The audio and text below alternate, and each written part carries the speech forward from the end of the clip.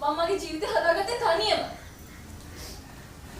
අපේ ජීවිත ලස්සනට ගෙවන්න හදනකොට වචනකින් හරි සහනයක් වෙන එක නේද යුතුයකම? මේ හතුරෙක් වගේ හැමදේම අකුල් හෙලන්නේ. ඇත්තනේ. කෙල්ල කොච්චර ආසාවෙන්ද හිටියේ තාත්තවයි මහත්තයවයි මුණ ගැසලා දෙන්න කතා කරනවා දකින්න.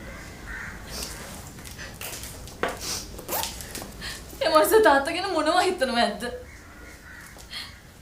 ඒ තාත්තා දරුවන්ට මෙහෙම නිඳා කරන්නේ. ආදත්. හරි පපා ඉතින් මම ඊයේ මල ගෙදරකනේ බං. දැන් පොඩ්ඩිලාගේ ආතමල. ඒ මනුස්සයා ආපහු වෙනවද? නෑනේ. නේනන්ද බලන්න ගියා. අනිත් එක පපා පොඩ්ඩක් කල්පනා කරලා බලපන්. දැන් අපේ මේ වෙන්න ඉන්න බෑන මලද නෑනේ. ඉතින් අපිට කොයි වෙලාවෙ හරි ටොක්ස් එකක් දාගන්න පුළුවන්. නිතරම එනවනේ. දැන් ඔය මැරිච් ආතා තමස මීට ඉස්සෙල්ලා දැකලා තියෙනවද? නෑනේ. ඒකනේ බලන්නේ. චීමේ මම්මි. අනිත් එක පබෝ මේ කේස් එකේ සම්පූර්ණ වරදකාරිය බලගේ අම්මා. මොකක්ද අම්ම කරපු වරද? වැරද්ද කියන්නේ බං දැන් බලපන් මං උතට ෂූට් එක ඇඳලා බෑනක ටොක්ස් දෙන්න ලෑස්ති වෙලානේ හිටියේ. උඹලා අම්මා මොකටද මාව පොල් තෙල් ගේන්නේ? හරි ඒක නෙමෙයි ගිනි ගෙඩියපත් උනේ. මම පොල් තෙල් ගේන්න කිව්වා මිසක් බෑන් වල එලිලා බේබදුකම යන්න කියලා කිව්වද? කිව්වේ නැතුණානේ තිබුණේ ඒකනේ. මේවා අපිට හොඳ පාඩම්. හැබැයි බබෝ මම එකක් කියන්නම්. මීට පස්සේ මහා ඒජන්තතුමා කිව්වත් පොල් තෙල් නම් ගේන්නේ.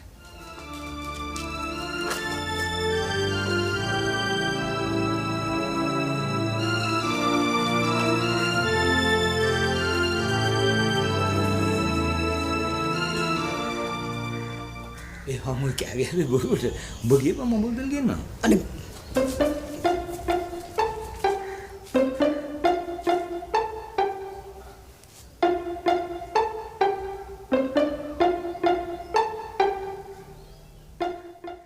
सावन का महीना चावड़े गले चोर अरे बाबा चोर नहीं चोर अरे चोर अयो चोर में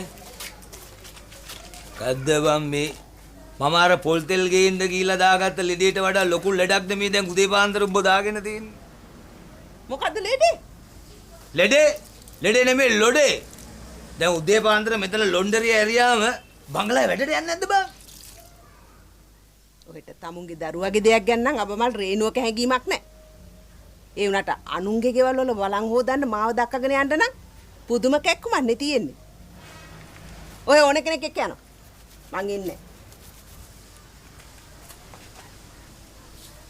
ඒ වුණාට ගෙවනවනේ ලතෝ. දේලිමේ. මිනිස්සුયો සතෙක් සර්පෙක් ගන්නට ජීවත් වෙන එක දැන්වත් නවත්ත ගන්නවා. තිරිහන් වෙන්න හැදුවට අපි ඉන්නේ දැන් ජීවිතයේ අග්ගිස්සේ. දරුවන්ට යහපතක් කරලා යන්නේන තැනකට පිනක් දහමක් කරගන්න එකයි දැන් තියෙන්නේ. ඒ නැවතිල්ලේ කල්පනා කරලා බැලුවහම ඒ කතාවත් ඇත්ත තමයි බං. අයියෝ ඒ වුණාට අපේ මැඩම්ව දැක්කහම මගේ බඩ පපුව හෝස් ගාලා දාලා යනවා බං. ඒ මොකද එහෙම කිව්වේ? ඇයි ඉතින් කොයි වෙලාවෙද කියලා කියන්න බෑ. ශීලයෙන් උඩ් දෙනවා.